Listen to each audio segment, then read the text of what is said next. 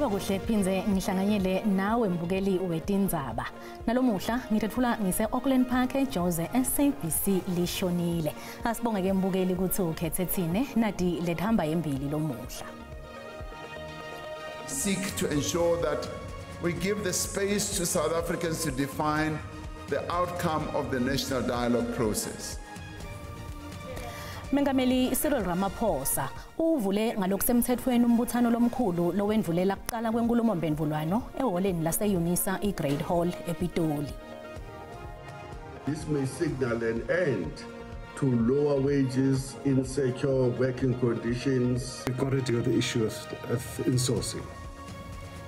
Letinye tinyonyana tetisebenti kuleli tithi tiyaweseka lo mtsetfosivivinyo wekusebentisa tinsita letingekhatsi enkampanini lebitwa nge-insourcing bill leyetfulwe ephalamende.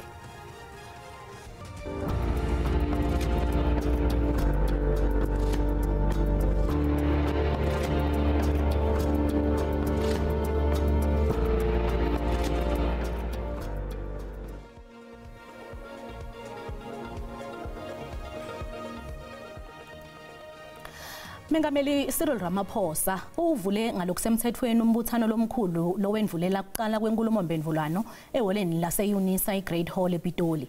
Akhuluma netitfunywa letingetulu kwenkulungwane. Mengameli Ramaphosa uchazela umbuthano njengalomqoka kakhulu ekubuyiseni lithemba kubukana netinkinga letimatima letikhungethe leli nekwakha umhlahlandlela kuya embili. Ramaphosa ugcizelela ukuthi lo mbuthano lotako wenkulumo mpendvulwano kufanele ke ufake ekhatsi wonke uholwe bantfu bakuleli uphindze ugcile kakhulu etimeni lebaphila ngaphansi kwato bantfu bakuleli. Mengameli Ramaphosa uthi kuhlangenwe kulombuthano okuniketana indlebe ngenhloso ekuphendla indlela leya embili sive sihlangene. Kuhlanganwa nje lelive libone letinkinga temnotho, kuswelakala kwemsebenti, kungalingani kwanza kwebuswethi nekungathembi tikhungo letahlukene kuleli. Through this convention, we seek to equip delegates to be champions and enablers of these public dialogues. We seek to ensure that we give the space to South Africans to define the outcome of the national dialogue process. Ngalolu hlelo mengameli uthi bantfu bakuleli kufuneka ukuthi bahlangane emakhaya, emaholeni emphakathi, etindlini tekukhondela, etikolweni nasemaholeni kulokunye kukhulumisana ngetindzaba letahlukene letintsa live. Ramaphosa uthi kutawukhulunywa ngetintfo letematima letifaka ekhatsi tekuthi kungani bantfu labasikati besebe bantfu labadvuna, kungani bantfu bahlaselwe ebusweti, kungani kuphela imitsi emtholampilo kuphela nemanti etimpompini. Ramaphosa uthi letinto lekufanele kwendiwe lokutsite ngato kutilungisa kungabi kukhuluma nje kuphela. Dialogue is a call to debate and to discuss, but it is also much more than that. More importantly, the national dialogue is a call to action. Mengameli uthi babuthane lomuhla kutobuka letinto letingahle tivele emiphakathini yakuleli nayisehlangene. Ramaphosa uthi lo mbuthano akukafanele ukhunjulwe njengetinkhulumo etawethula kuphela, kepha ngekusebentela etikwaloko lekutabe kuboniswana ngako kwavunyelana ngako kuyisa timpilo tebantfu nelive embili. Ukhumbute abantu labahambele lo mbuthano ukuthi kungaboni ngaso linye etekwendlula lokho lokungaphunyelelwa kiko ngekubambisana. Tinyonyana tetisebenti kuleli tehlukene ekhatsi ngenkulumo mpendvulwano yavelonke. Nanobe kunjalo, iCOSATU neFEDUSA tikhetse kuchubeka nekuba ingcenye yayo kanti ke iSAFTU yona ishaye phansi ngelinyawo yathi ayitibandzakanye nayo. iSAFTU njengaletinye ke tinhlangano letikhetse kungachubeki nekuba ingcenye yayo ikhala ngekushiyelwa ngaphandle kwaletinye tinhlangano temmango nekungacaci ukuthi ingabe ngutiphi tindlela letawulandzelwa. If we face really deep-seated challenges as a country, we have a 42% unemployment rate. We have an economy struggling at 1% growth for the past 15 years. We have entrenched levels of poverty, of inequality, of crime and corruption. We have struggling public and municipal services, and really a sense of despondency, a lack of hope by working class communities across the country. So discussion can be important to give people a chance to ventilate their frustrations to government, but most importantly to find practical solutions, because we don't want to just talk, we need to find real interventions which are going to turn the economy around.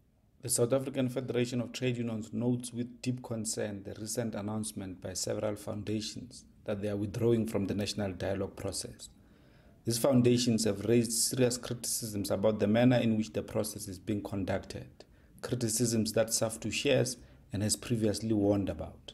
When SAFTU agreed to participate at the national dialogue, we made it clear that our engagement would be critical and guided by the interests of the working class. Producer will definitely be participating in the national dialogue session, which will be commencing today.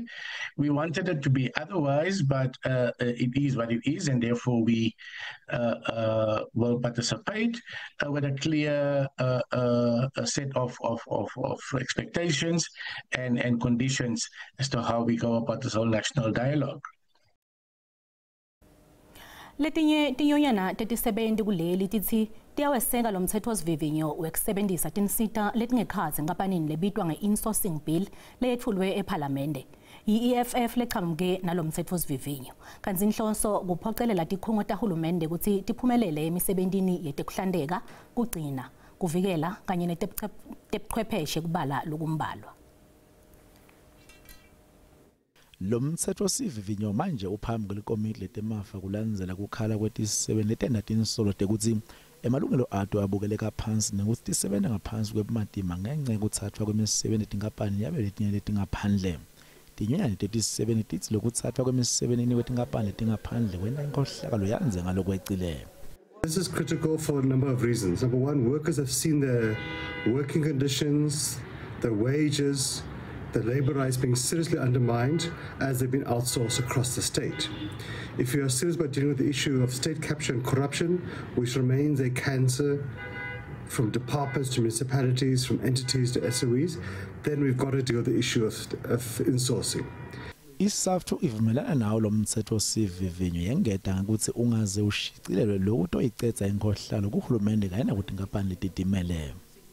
This may signal an end to lower wages, insecure working conditions, poor working conditions, and a two-tier labor market system that have introduced precariety in the labor market like you have never seen before.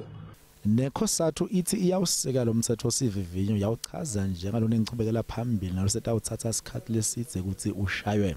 Ithi tawugcugcudela emalunga ayo ukuthi awusekele udzimade uphumelele ephalamende namengameli Cyril Ramaphosa awuhlihle ushaywe ube ngumthetho losebentako kuleli. Masibuya eTitolo. Liqembu le-DA lesabise ngekubika hulumende wesifundza seMpumalanga ngekwephula umthetho wekwetfula kwetidzingo ncandi uma kungathathelwa tinyathelo inhloko yelitiko letemfundvo Lucy Moyane.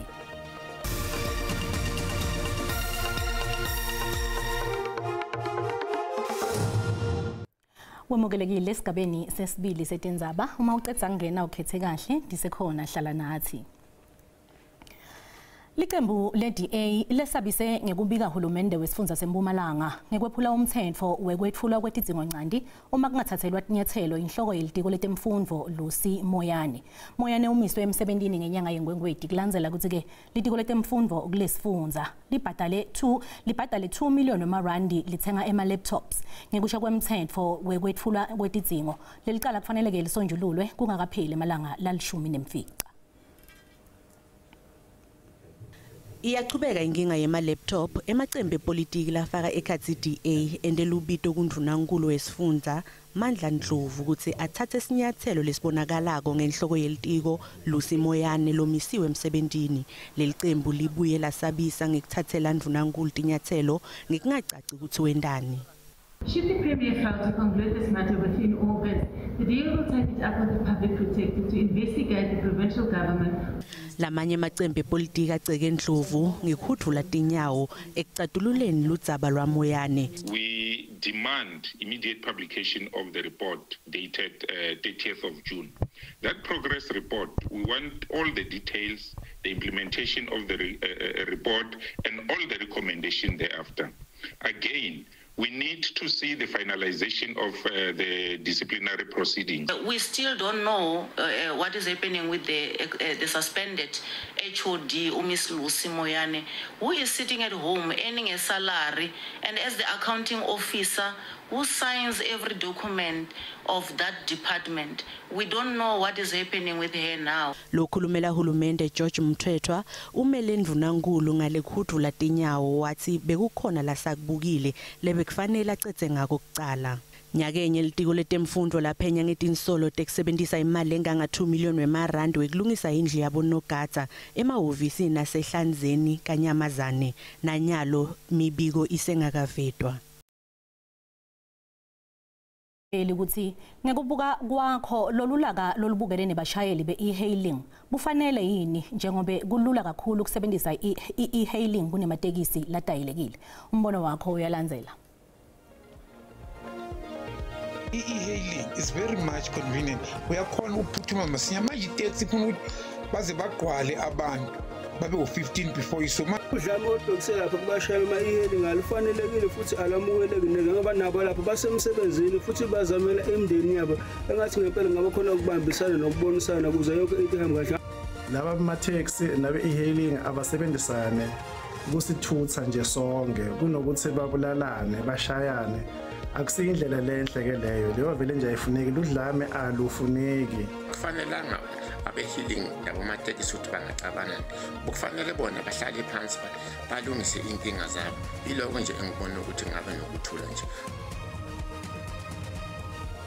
Lona ngumbono wembukeli i-SABC ethe first wakudiphendelela ngawo.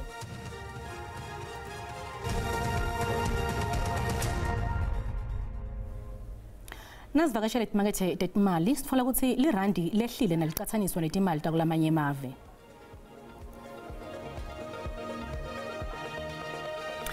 Lirandi libita 17 rand 57 cents nalicathaniswa nelidola lasemelika. Pondo waseBrithani ubita 23 rand 81 cents. Li-euro libita 20 rand 57 cents. Lipula libe ngu 1 rand 21 cents. Inkomba yetabelo tonke JSE yehlile.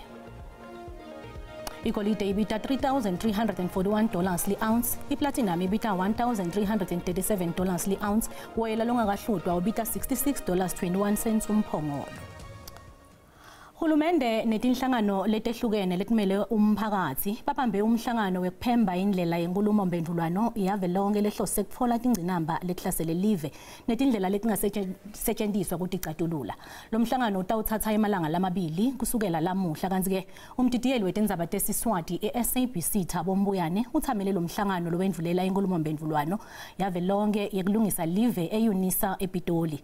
Mbuyane asikubingelele sikwamukele. Ingabe ke sinjani simo kudvebela umbukele ekhaya? La sihlangene khona sihlanganeke kubanjwe umhlangano lona ke kuba ngumhlangano lohlese qhamuka nemasu uphindze ke kube ngumhlahlandlela wemhlangano wenkulumo mbendlulano kuke ke kulungisa tinkinga eNingizimu Afrika kuba kabanti ke tinkinga letibaliwe kulona mhlangano kuba ke inkinga yekuswelakala kwemithi yetibhedlela lelo ke lenye tinkinga lebalwe ngumengameli wakuleli Cyril Ramaphosa nangabe ke avula lona mhlangano wakusemthethweni namuhla khumbula ukuthi ke lo mhlangano lo utawuthatha emalanga lamabili njengoba uqala lomuhla utawuphindze ke uqhubeke kulapho ke utawugcina kusasa khona lo mhlangano lo njengoba ngishilo ukuthi umhlangano lohlose uqhamuka nemasu noma ke indlela lezisetshenziswa kusombulula tinkinga letibonga nebantu baseNingizimu Afrika lenye tinkinga lebaliwe kuba ke inkinga yebugebengu lebukene eNingizimu Afrika lapho ke babale khona ngaphansi kwebugebengu lobuke kuba ke inkinga yebugebengu bokuhlukunyezwa ngakobulili njengoba ke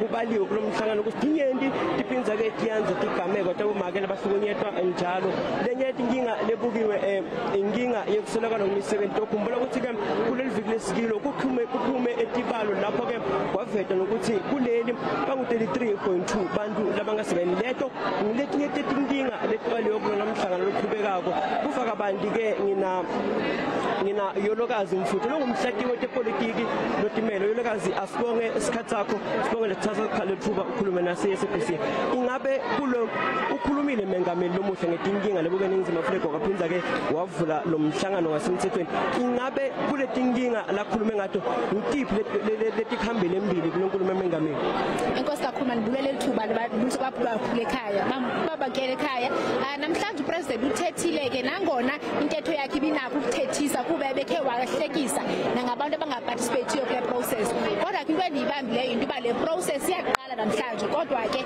ayipheleli namhlanje abantu bazawungena kwi-community zabo bexoxa ngengxaki abadilene nazo so kubalekile kuba xa abantu le mhlangano i-dialogue isiya community zabo nabo participate baxoxe kangangoko banikeze isombululo kwingxaki esinazo kwilizwe lethu ingabe kule tinkinga letibaliwe because dinengana letinkinga letibaliwe ingabe ngiphi lekhambele embili lobona ngathi ke kufuthi ifakelwe dibuko isonjulule ngokusheshsha ingxaki ekhulu abantu abathetha ngayo i-corruption ukusetyenziswa kwemali ngengekho yasemthethweni abantu bayakhalaza uba urhulumente akahoyi xa khona ingxaki eziluntu okwesibini i-corruption akho mntu abantu bayabona uba ubani wenzile ubani wenza kodwa de kubonakala results okwesibini intswelangqesho abantu ba-unemployed abantu bafuna imisebenzi abantu balambile abantu bafuna utshintsho kwi-community zabo ezinto azenzeki kodwa ke ndithanda ukubona kwezi meetings bezikhona bamagumbi ngamagumbi ndabona noko abantu banayo i-solutions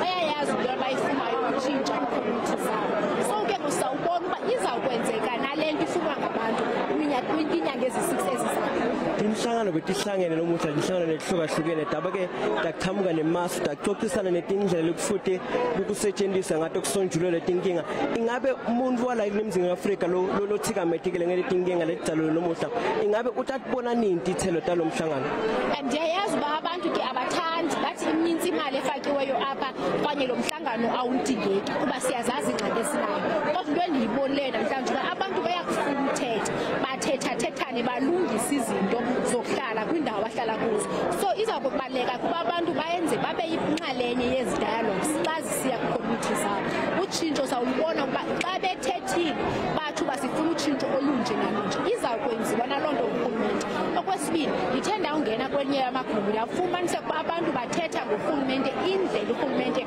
ongakwaziyo ngayo ukulungisa indlela abaphila ngayo abantu so abantu basifuna uba urhulumente wethu enze le nto thina sifuna ayenze bangazenzeli so uzawubona ke uba lo rhulumente na emveli kweenyanga ezi-6 ezintandathu bazawukwazi na ukwenza le nto ifunwa ngabahlali kuba le dialogue ayo le 1000 ilapha qha yi-dialogue yesizwe sonke kwiindawo ngeendawo wonke umntu uzawukwazi uviwa athethe le nto afuna uyibona itshintsha kwicommunity yakhe umoya khulu isikhathi loye ke bekungiyolokazi Mfutho umbukeli akhuluma ke kabanti ngalomhlangano lohlose qhamuka nemasu lata ubuka ke inkulumo mbendlulwane lebuke kusondulula tinkinga letibuka neNingizimu Afrika kanti ke kubuka kabanti lokunye ke bebavelile nebantu ngaphandle bateleka ke babambe emakhadi bakhombisa intukuthelo njengoba bavakalisele ukuthi ababanzakanye kulomhlangano ngoba bava ngathi bavalile ngaphandle mbukeli angibonga kakhulu isikhathi sakho mina ke bengitubuka bukhoma ngisepitole Unisa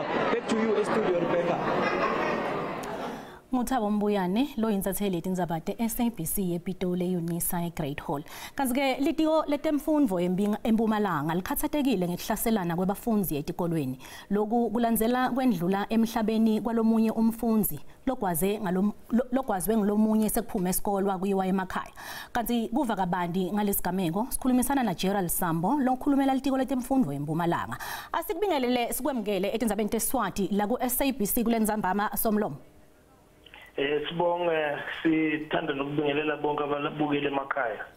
Kafishane nje ngekuva kwenu kwendekeni kulesigameko?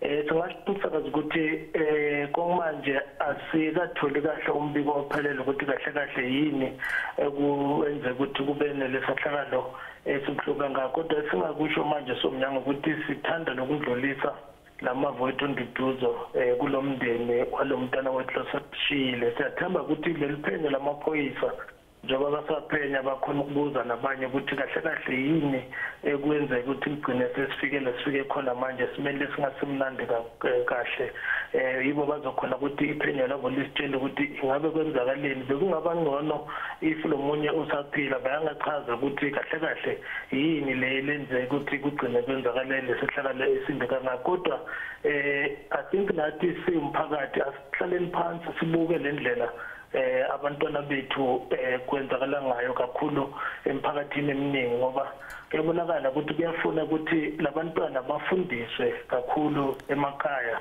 ukuthi kumele baphilisane kahle nawuntanga zabo bakhona bahloniphane ufuna ukuthi ubone ukuthula khona lapha emphakathini ngoba Somlomo ukubamba emlonyeni nje kancane Somlomo ngabe lo mfundzi lobulele ukuphi njengoba esikhuluma kanti senivakashele yini lemindeni yalabafundi bobabili singakusho kwamanje ukuthi amaphoyisa ambophile lo mfundi nokubulele lomunye umama uLindi Masina uzovakashela lo mndeni walo sishile emhlabeni ngomsumbuluko ngo9 o'clock ekuseni kuzakhona ukufika khona ukuthi ababingelele akhona ukudlulisa nemave yakhe enduduza akhona ukubona ukuthi isimo sinjani nokhona ikuphi la umnyango wezemfundo ongakhona ukuthi maybe nathi sifake isandla sikhona ukuthi lo mntwana njengoba sizozombeka sonke sikhona ukuba supporta ngendlela thize ukuze bakhona ukuthi bombeka lo mntwana wabo endlini yakhe yokugcina kodwa ngisathanda ukusho umsakazi ukuthi kubalekile ukuthi sibugcuzela kakhulu emphakathini wethu ukuthi akube nendlela ukuthi sihlanganeni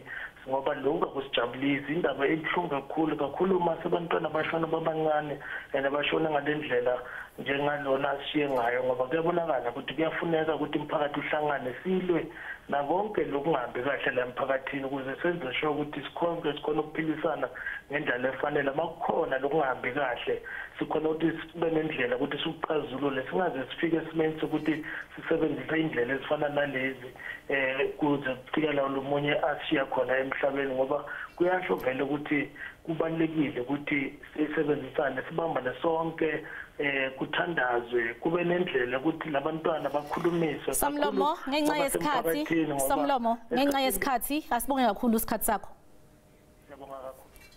Gerald Sambo lokhulumela litiko letemfundo eMpumalanga kanti ke mbukeli akupheli dona tindzaba kepha kuphela isikhathi asiphinze sibonane ngalokutako letelama leti khona ngensimbi yesikhombisa ebusuku ngesizulu ungaphuthelwa simo selitulo ngemva kwetitolo kusuku lobuhle ngwane